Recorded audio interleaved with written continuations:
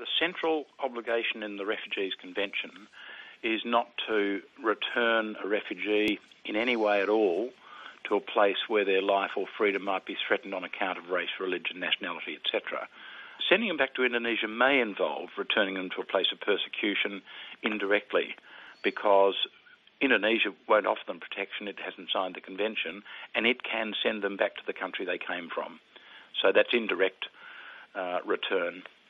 But if we have handed them back to the Sri Lankan Navy, there is no doubt that we are breaching our central obligation under the Refugees Convention. And if that is the case, and obviously it's very hard to get information out of the Immigration Minister, Scott Morrison, what are the repercussions?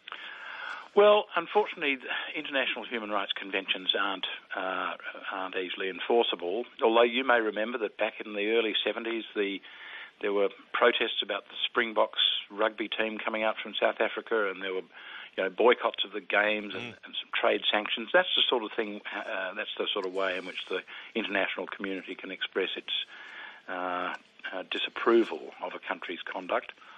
But it's actually fairly hard. What we need to do is just stand back as a country and say, well, look, do we really want to be seen by the rest of the world as being nastier than the Taliban or nastier than the South African government used to be? Look, the Australian public need to know. They deserve to know and have some communication and have some report on exactly what is happening, not to be left in the dark. I agree completely. This is our national reputation that's at stake, and I think we shouldn't be given the mushroom treatment.